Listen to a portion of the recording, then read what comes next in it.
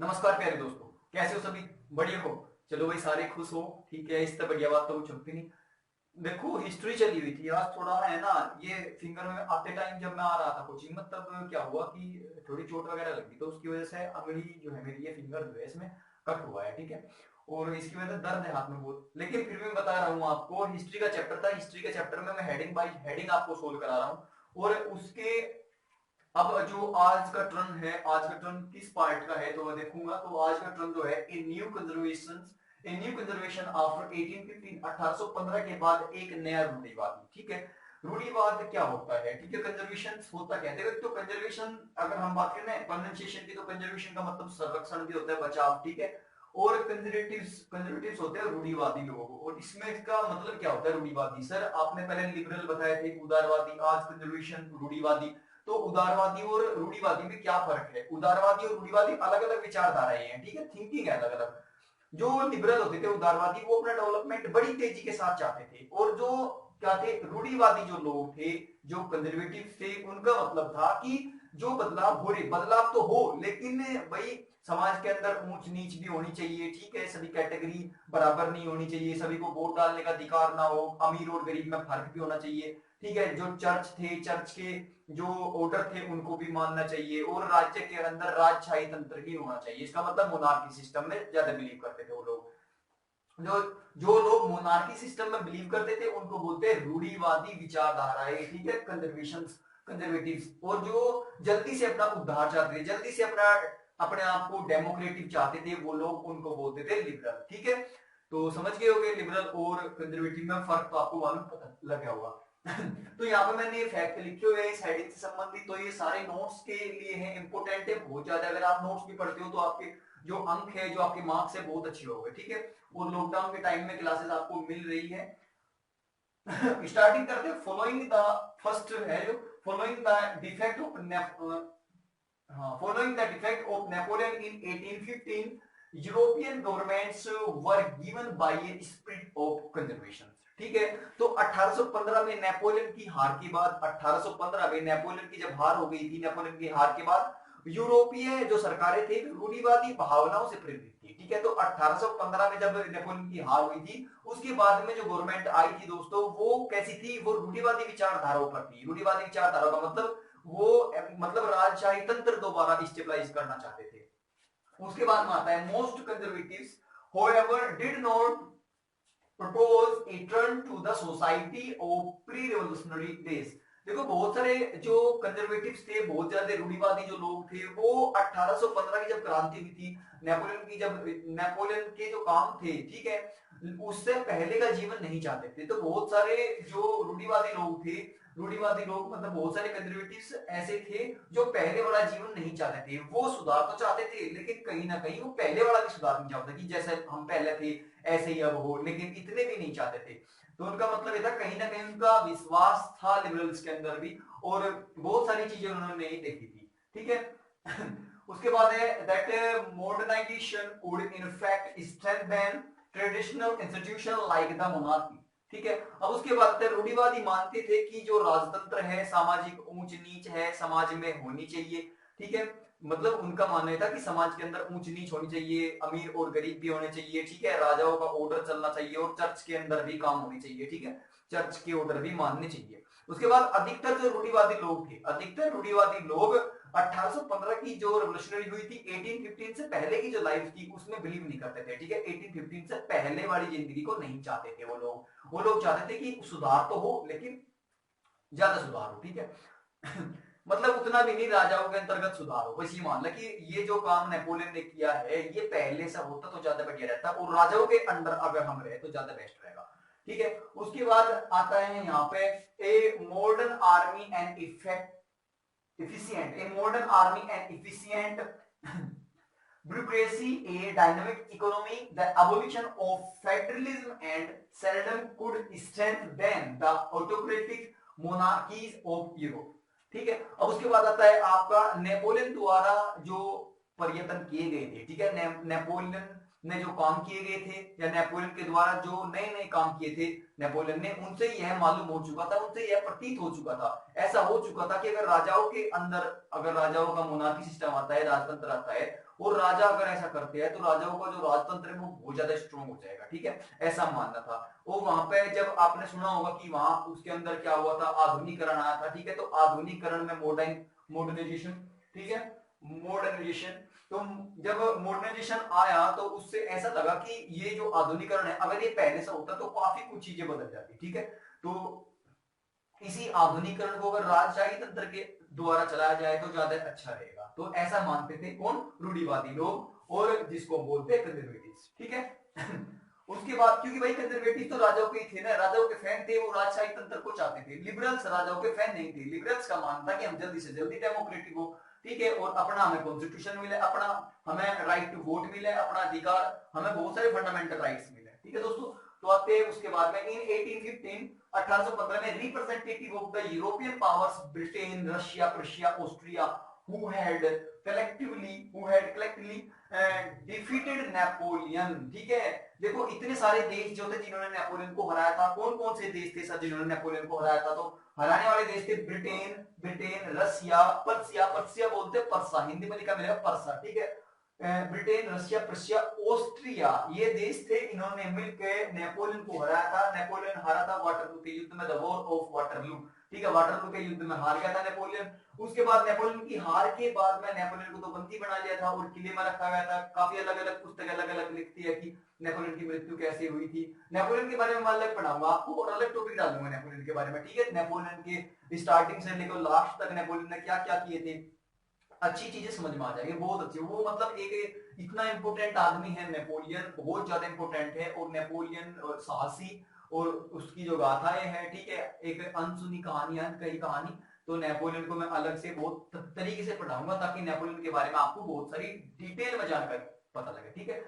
तो नेपोलियन को हराने वाले देश थे ब्रिटेन, प्रशिया, रशिया, ठीक है, और ऑस्ट्रिया। इन्होंने हराया और हराने के बाद में जो वियना था, ठीक है, मीट ए वियना, और इनकी एक कॉन्फ्रेंस हुई, इन देशों की एक कॉन्फ्रेंस हुई कहां पे, वियना के अंदर कॉन्फ्रेंस हुई। कहां पे हुई थी, वियना के अंदर कॉन्फ्रेंस हुई थी। तो जब वियना के अंदर कॉन्फ्रेंस हुई थी प्यारे बच्चों, वियना के अंदर कॉन्फ्रेंस हुई थी, तो वहां पे जो कॉन्फ्रेंस का जो हेड बना था, जो चेयरपर्सन बना था कॉन्फ्रेंस का, वो बना था ऑस्ट्रिया का, जो ऑस्ट्रिया का चांसलर, ऑस्ट्रिया एक देश है, ऑस्ट्रिया का चांसलर जिसका नाम था ड्यूक मेटरनिक, ठीक है, ड्यूक मेटरनिक लिख लेना, ड्यूक मेटरनिक ऑस्ट्रिया का चांसलर, जो इस कॉन्फ्रेंस का मेन हेड बना, ठीक है।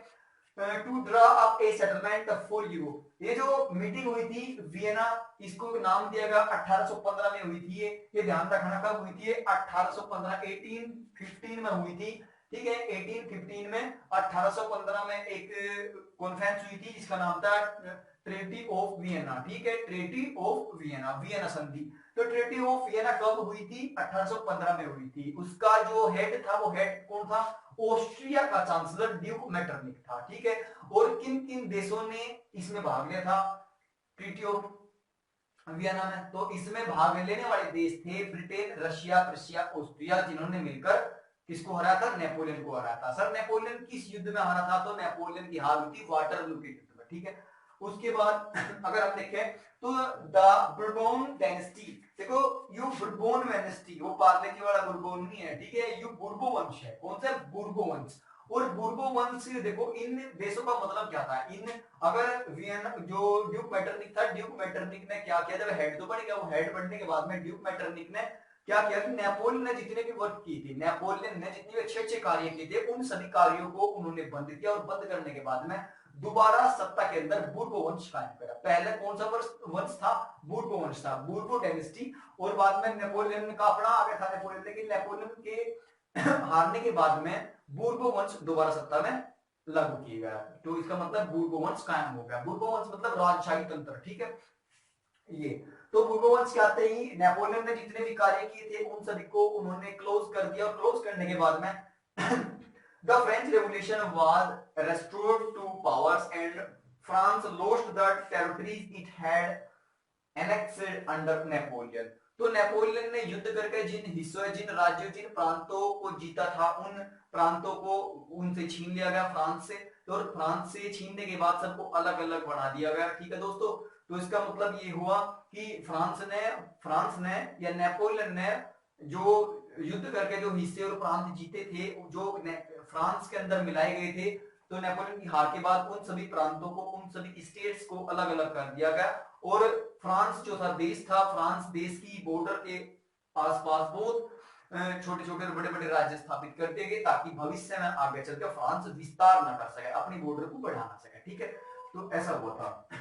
तो बोर्बोन्स ने क्या किया था, जो नेपोलियन ने अच्छे अच्छे वर्क किए थे उन सभी को बंद कर दिया था और दोबारा बोर्बोन्स, इसका मतलब राजशाही तंत्र लागू कर दिया था। ठीक है, तो उसके बाद आता है आपका जर्मन कॉन्फेडरेशन ऑफ 39 स्टेट। एक जर्मन कॉन्फेडरेशन था, मैंने बताया था ना जेलवेराइन, तो जेलवेराइन ग्रुप जो था, जेलवेराइन ग्रुप जर्मन, मैं बताया था जर्मनी का उद्धार करने के लिए और जर्मन लोग जो थे, जर्मनों को डेवलप्ड करने के लिए जो ग्रुप बनाया गया था जेलवेराइन, आपकी बुक में मिलेगा जेलवेराइन।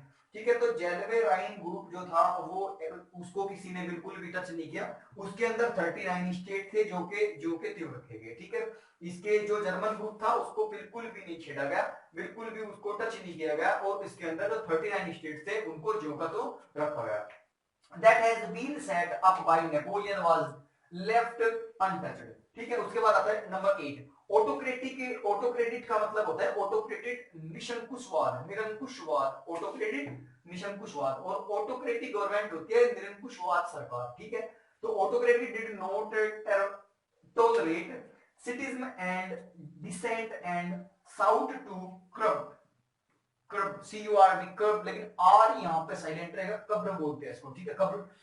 एक्टिविटीज दैट क्वेश्चनड द, क्या है भाई ये, legitimacy, question the legitimacy of autocratic government. ठीक है, तो ये सारे इंपोर्टेंट थे। मैंने कुछ यहाँ पे डिफिकल्ट वर्ड्स जो थे जिनको आपको मीनिंग नहीं पता होगा उनके बारे में लिखा हुआ है। सिटिज्म होता है आलोचना करना, क्राइटिज्म, सिटिज्म होता है शहरीकरण। ठीक है, और क्राइटिज्म जो होता है, क्राइटिज्म का मतलब होता है आलोचना करना, बुराई करना एक दूसरे की। ठीक है, और डिसेंट का मतलब होता है मतभेद। ठीक है, डिसेंट का मतलब मतभेद, इसका मतलब अगर मेरे में आप में अगर झगड़ा होता है तो उसका मतलब मतभेद हमारे बीच में, हमारे बीच में क्या हुआ, डिसेंट हुआ। ठीक है, फाइट नहीं हुई, फाइट तो बाद में होती है लेकिन फाइट से पहले डिसेंट होता है। ठीक है, उसके बाद में यहाँ पे है लेजिस्लेसी का मतलब होता है वैधता, लेजिस्लेसी का मतलब वैधता, टाइमिंग, पीरियड, कब तक। ठीक है, और ऑटोक्रेटिक गवर्नमेंट होता है आपका निरंकुशवाद सरकार। ठीक है, तो ये आपने पढ़ा। तो उसके बाद एक बार मोटा मोटा सा मैं बता दूं आपको। ठीक है, 1815 में नेपोलियन की हार के बाद में यूरोपीय सरकारें जो थी वो रूढ़िवादी भावनाएं जो थी, रूढ़िवादी थिंकिंग थी उससे प्रेरित थी। दोस्तों, रूढ़िवादी ऐसा मानते थे कि समाज के अंदर जो है राजतंत्र होना चाहिए, समाज के अंदर ऊंच नीच होनी चाहिए, ठीक है, गरीब अमीर होना चाहिए, ठीक है, कास्ट में बटा हुआ समाज हो। ठीक है, अधिकतर रूढ़िवादी जो लोग थे वो क्रांति से पहले का जीवन नहीं चाहते थे, वो खुश थे। ठीक है, और उसके बाद आता है नेपोलियन द्वारा किए गए प्रयासों से उन्हें यह मालूम हो चुका था कि अगर आधुनिकरण देश में आता है तो आधुनिकरण से देश डेवलप होता है। ठीक है, कंट्री जो है वो विकसित होती है, कंट्री डेवलप होती है। तो वह राज्य की ताकत को ज्यादा कारगर एवं मजबूत बना सकता था।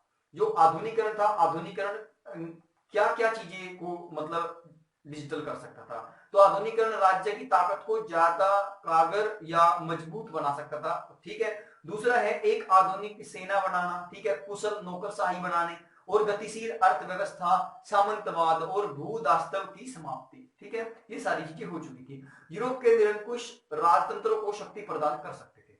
उसके बाद आता है 1815 में जब ब्रिटेन, रूस, पर्सा, ऑस्ट्रिया जैसी यूरोपीय शक्तियां जिन्होंने मिलकर नेपोलियन को हराया था।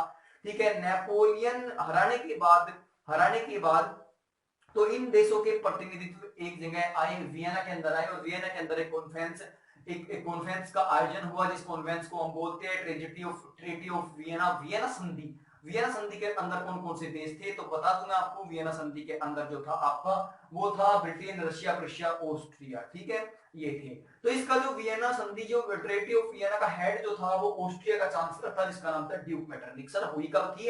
1815 में हुई थी। ठीक है, ये ध्यान रखना। हिंदी और इंग्लिश दोनों वालों के लिए आप अच्छी तरीके से अपनी तैयारी कर सकते हो। ठीक, एक हेडिंग में इससे ज्यादा आपको पढ़ने की जरूरत नहीं है। उसके बाद अगर देखा जाए तो चांसलर कौन बना था? Duke Metternich. कहां का चांसलर था ये? ऑस्ट्रिया का चांसलर था। अब कौन है फिलहाल प्रेजेंट टाइम में ऑस्ट्रिया चांसलर? तो अब है मार्शल एंजेला। ठीक है, उसके बाद अगर बात करें उद्देश्य क्या था इसका, जो ट्रीटी ऑफ वियना था इसका पर्पस क्या था, ट्रीटी ऑफ वियना क्यों की गई थी? तो इसके पर्पस थे नेपोलियन युद्धों के दौरान नेपोलियन जिस टाइम पे युद्ध करे थे उनके दौरान जो कार्य किए गए थे, जो परिवर्तन हुए थे, जो चेंज हुए थे, उनको खत्म करना, ठीक है, और दोबारा सत्ता के अंदर बुर्बो वंश कायम करना, ठीक है, बुर्बो या बुर्बोन डायनेस्टी को दोबारा स्टेबलाइज करना, ठीक। उसके बाद है फ्रांस ने उन सभी राज्यों को खो दिया था, ठीक है, ट्रीटी ऑफ वियना के बाद फ्रांस ने उन सभी राज्यों को खो दिया था जो फ्रांस के साथ मिलाए गए थे। नेपोलियन ने युद्ध करके जो जीते थे, फ्रांस के साथ मिले थे, उन सभी राज्यों को खो दिया था फ्रांस ने, ठीक है। और उसके बाद में अगर हम बात करें तो नेपोलियन के फ्रांस की सीमा पर कई राज्य जो है वो तैयार किए गए ताकि भविष्य के अंदर इन फ्यूचर फ्रांस कभी भी जो है अपनी बॉर्डर बढ़ा सके, ठीक है, अपनी सीमा बढ़ा सके। तो फ्रांस के नॉर्थ में नीदरलैंड था, फ्रांस के नॉर्थ में नीदरलैंड था, नीदरलैंड के अंदर बेल्जियम मिलाएगा, ठीक है। फ्रांस के नॉर्थ साइड में मैं बता दूं आपको, फ्रांस के नॉर्थ साइड में देखो लिख लेना, फ्रांस के नॉर्थ साइड में क्या था, नीदरलैंड था, और नीदरलैंड के अंदर बेल्जियम स्थापित कर दिया गया, ठीक है। फ्रांस के साउथ साइड में पिडमोंट बनाएगा, फ्रांस के साउथ में या साउथ फ्रांस में क्या बनाएगा, पिडमोंट बनाएगा, और पिडमोंट के अंदर क्या था, जेनेवा जोड़ दिया गया, तो पिडमोंट के अंदर जेनेवा जोड़ दिया गया, ठीक है दोस्तों।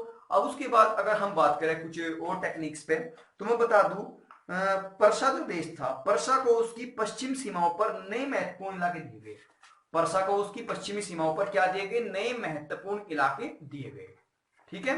पर्सा एक देश था, पर्शिया जो लिखा हुआ है, पर्शिया, पर्शिया ने क्या किया, इसको भी नए नए स्टेट दिए गए जो बहुत इंपोर्टेंट थे। उसके बाद आता है ऑस्ट्रिया को इटली का नेतृत्व सौंपा गया, तो ऑस्ट्रिया थी ना, ऑस्ट्रिया को किसका नेतृत्व, ऑस्ट्रिया को इटली दिया गया, ऑस्ट्रिया को कौन सा देश दिया गया, इटली दिया गया, ठीक है, लिखने वाली बात है, ये ऐसे याद नहीं रहेगी। उसके बाद आता है आपका नेपोलियन ने, ठीक है, नेपोलियन ने जो 39 राज्यों का एक समूह बनाया था, 39 स्टेट्स का जो एक ग्रुप बनाया था, जिसका जर्मन महासंघ, जिसका नाम था जर्मन जेलवेराइन, आपकी बुक में जर्मन जेलवेराइन, जर्मन महासंघ, जिसके अंदर 39 राज्य थे, 39 स्टेट्स थे, उसको जोकर तो रखा गया, ठीक है, उसको बिल्कुल भी टच नहीं किया। उसके बाद में फ्रांस के पूर्व में इसके 39 राज्यों का जो जर्मन महासंघ बना था, इसके पूर्व में, ठीक है, जो जर्मन जेलवेराइन ग्रुप था, इसके पूर्व में, इसके ईस्ट डायरेक्शन में रूस का एक महत्वपूर्ण हिस्सा दिया गया, रूस का एक बहुत इंपोर्टेंट पार्ट दिया गया, पर्सा को सैक्सनी का हिस्सा प्रदान किया गया, पर्शिया को किसका दिया गया, सैक्सनी का हिस्सा दिया गया, ठीक है। उसके बाद आता है इन सब का उद्देश्य राजतंत्र को बहाल करना था। ये इतने जो स्टेट्स नए बनाए, इनका क्या पर्पस था, तो इनका पर्पस था नए स्टेट बनाने का, कि इन सारी जगह पे क्या होगा, दोबारा मोनार्की सिस्टम को स्टेबलाइज किया जा सके। उसके बाद 1815 में स्थापित रूढ़िवादी शासन व्यवस्था निरंकुश थी। 1815 1850 में जो भी काम हुए, जो भी ग्रुपिंग हुई, वो सारी की सारी निरंकुशवाद शासन के अंतर्गत हुई थी, ठीक है, मोनार्की सिस्टम के अंतर्गत हुई थी। वे आलोचना और असहमति बर्दाश्त नहीं करते थे, ठीक है। तो जो ये रूढ़िवादी लोग थे, रूढ़िवादी लोग ना तो आलोचना, मतलब आलोचना अच्छी लगती, इनकी कोई बुराई कर दो तो ये बहुत जल्दी गुस्से में आ जाते थे, तो उनको बुराई अच्छी नहीं लगती थी, बुराई किसको अच्छी लगेगी, किसी को भी नहीं लगती, ठीक है, तो बुराई इनसे इनको बिल्कुल भी अच्छी नहीं लगी थी। और दूसरी बात, अगर ये कोई काम बताते और काम कोई ना करे तो भी इनको वो मतलब अपमानित करने जैसा था, उसमें अपनी इंसल्ट मानते थे ये लोग। ज्यादातर सरकारों ने सेंसरशिप के नियम बनाए, तो वहां पे क्या हुआ, ज्यादातर जो गवर्नमेंट्स थी उन्होंने सेंसरशिप के नियम बनाए। अब सर आप पूछोगे सेंसरशिप के नियम क्या होते हैं, ठीक है, सेंसरशिप के नियम होते हैं, सेंसरशिप के अंदर कोई भी मैगजीन, कोई भी बुक, कोई भी न्यूज़पेपर हम पब्लिश नहीं कर सकते, पब्लिश कर सकते हैं लेकिन किस कंडीशन पर हम पब्लिश नहीं कर सकते। देखो पहले रेगुलेशन हो गई थी, क्रांति जो होती थी, क्रांति की घटनाओं को अखबार में प्रिंट करा देते थे, ठीक है, लेकिन अब सेंसरशिप के नियम से अगर जो भी खबर अखबार में छपेगी या मैगजीन्स के अंदर छपेगी, उसको पहले दिखाना होता था, उसको चेक कराना होता था, उसके बाद में ही क्या होता था, उसको पब्लिश करा सकते थे। तो ये सेंसरशिप के नियम है, इंडिया में भी हुआ था सेंसरशिप का नियम, ठीक है, लेकिन वहां पे बहुत पहले हो चुका था। तो ये आपका पार्ट है, सेंसरशिप का रूल मैंने बताया है, वो आपको रेवोल्यूशनरी, क्रांति संबंधित कोई ऐसी चीज ना हो जो मतलब भड़काऊ चीज हो, ठीक है, वो सेंसरशिप के नियम आती थी। ये आपकी हेडिंग थी, ए न्यू कंजर्वेशन आफ्टर 1815, 1815 के बाद का जो नया रूढ़िवादी था। रूढ़िवादी आप समझ चुके होंगे, रूढ़िवादी का मतलब जो समाज के अंदर ऊंच नीच रखते थे, गरीब अमीरी रखते थे, ठीक है, और राजाओं का शासन चाहते थे, चर्च का शासन चाहते थे, वो सारे रूढ़िवादी कंजर्वेटिव्स थे, कंजर्वेटिव्स। और लिबरल क्या थे, लिबरल अपने देश का उद्धार चाहते थे, वो चाहते थे समाज के अंदर ऊंच नीच ना हो। इनके बिल्कुल अपोजिट जो थे वो लिबरल थे, ठीक है दोस्तों। तो आगे मिलते हैं द रेवोल्यूशनरी क्रांतिकारी वाले में, ठीक है, बाकी धन्यवाद।